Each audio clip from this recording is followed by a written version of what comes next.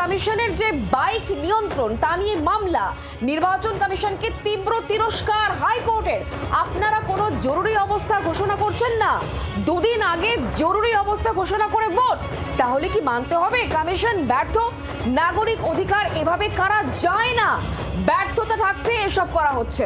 আরো একটু বিস্তারিত জেনে নেব, কমিশনকে তীব্র তিরস্কার করে হাইকোর্ট ঠিক কি বললো শুনবো। অর্ণবাংশু নিয়োগী আমাদের সঙ্গে টেলিফোন লাইনে রয়েছে। অর্ণবাংশু, দেখো, সেটা হচ্ছে যে কলকাতা হাইকোর্ট আজকে বাইকের যে মামলা, সেই মামলায় বললো আপনারা তাহলে এক কাজ করুন, আপনারা জরুরি অবস্থা ঘোষণা করে নির্বাচন করান। আপনারা কেন বুঝতে পারছেন না যে সাধারণ মানুষকে নাজেহাল হতে হচ্ছে এই কারণে? আপনারা আমাকে একটা উদাহরণ দেখান যে এরকম অন্য কোনো রাজ্যে হয়েছে কিনা। অর্থাৎ এই যে আপনারা যে সিদ্ধান্ত নিয়েছেন যে বাইক চলাচলে রাশ টানছেন, নিশ্চয়ই কোনো ব্যাকগ্রাউন্ড এভিডেন্স রয়েছে, কত অশান্তি হয়েছে, কত গ্রেপ্তার হয়েছে, সেগুলো দিন আমাকে। সুতরাং এইভাবে মানুষকে হয়রানি করবেন না।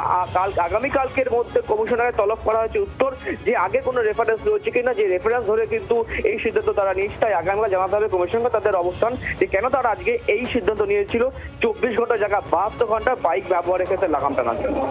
ধন্যবাদ অর্ণবাংশু।